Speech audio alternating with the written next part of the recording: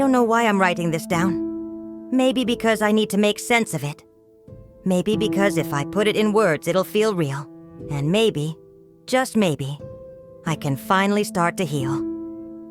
But I don't know if healing is even possible after what happened. I'm still struggling to process it all. The hurt, the shock, the betrayal. It's like a constant weight on my chest, one that I can't shake off. The story begins months ago with what was supposed to be a simple family gathering. My sister Karen and I hadn't spent much time together lately, and when she invited us over for dinner, I was excited. It was one of those occasions where I thought we'd get to enjoy some laughter, good food, and reconnect with each other. Family was everything to me. I always believed that nothing could break the ties that bound us. Tom, my husband of over 10 years, and I arrived at Karen's house a little early. The kids were already there, laughing and playing, and the atmosphere was warm, filled with the sounds of love and togetherness. I couldn't have asked for a better evening. But somehow, even amid the warmth of it all, there was an undercurrent of tension I couldn't ignore. It was Emma, my niece, who first caught my attention. The girl I'd watched grow up from a shy little child to a beautiful young woman.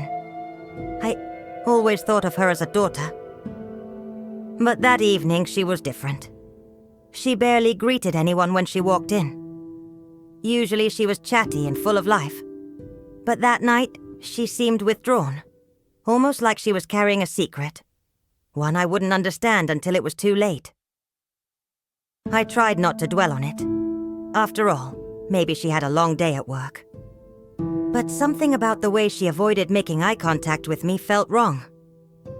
When we sat down for dinner, she barely touched her food, and I couldn't help but notice how she kept glancing at Tom from across the table.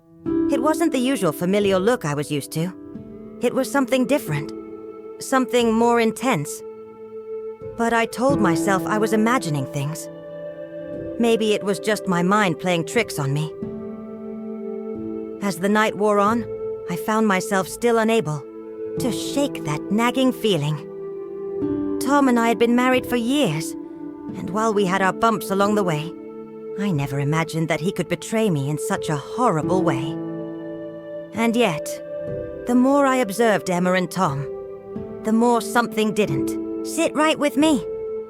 They were laughing too much, leaning a little too close to one another. My instincts were telling me that something was happening, but I couldn't quite put it together. After dinner, the family started to disperse.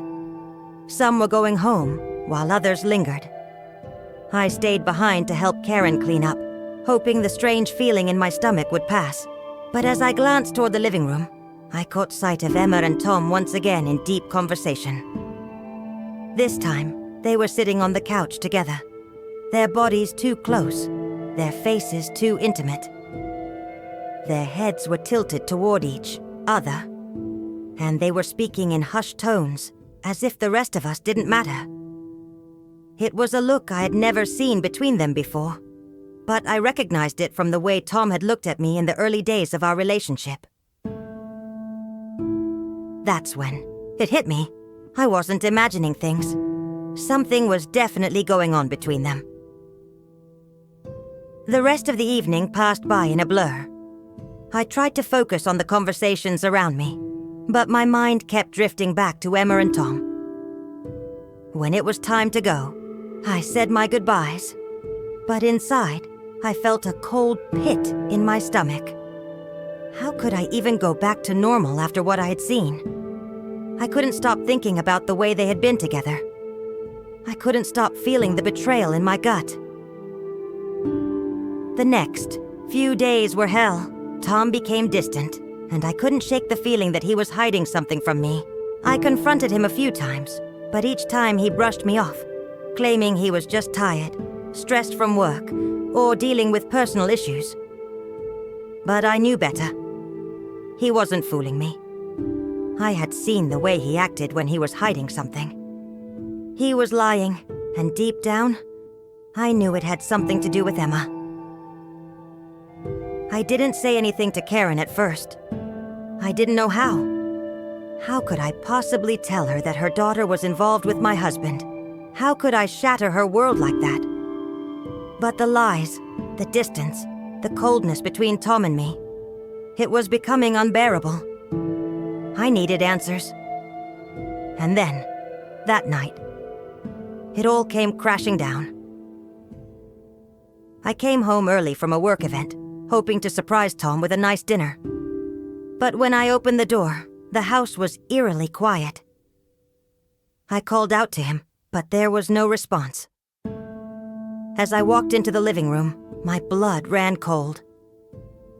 There they were, Emma and Tom, sitting on the couch together. But it wasn't just sitting. It was everything about it. The way they were positioned, the look in their eyes. It was a look of intimacy, of shared secrets, of something more than just a casual conversation. When they saw me, their faces went pale. Tom jumped up, his eyes wide with panic. But it was too late. I had already seen enough. I didn't need them to say anything. I already knew. It was like the floor fell out from beneath me. I felt nauseous, dizzy. My body froze. I couldn't breathe. Tom tried to explain. He stammered, his words tripping over themselves. "It's not what you think. It's not like that," he said. But his voice was shaky. I couldn't hear him. I couldn't listen to the excuses. I looked at Emma, who was sitting there trembling, her hands in her lap. The girl who had always been like a daughter to me. How could she do this? "It started a few months ago," Emma whispered. "We didn't mean for it to happen, Aunt Rachel. It was... I don't know how it happened. It was a mistake. A mistake. How could she think this was just a mistake? How could she think that this was something that could be explained away?" I didn't say anything. I couldn't. The words wouldn't come. The pain was too much. In the days that followed, the weight of the betrayal grew heavier. I couldn't look at Tom the same way again. The man I had trusted, the man I had loved, had not only betrayed me but had done so with my own niece. And Emma? How could she do this to me? To her mother? To our family? Karen found out soon after. She was devastated. She couldn't understand how Emma could do something like this, and neither could I. It tore our family apart. It split us in ways I never thought possible, and with every passing day, I found it harder to even look at Tom, let alone forgive him.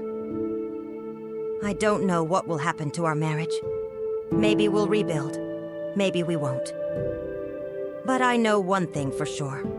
I can never go back to the way things were. The trust is gone. The innocence is gone. And Emma? I don't know what to say to her anymore. I don't know if I can ever forgive her. The betrayal is too deep. I still wake up some mornings, trying to figure out how it all went so wrong. I wonder if it's even possible to rebuild after something like this. Can you ever really trust again? Can you ever feel whole again after something so devastating? I don't know. But I do know this. I will never forget what they did to me. And I will carry this pain with me for the rest of my life.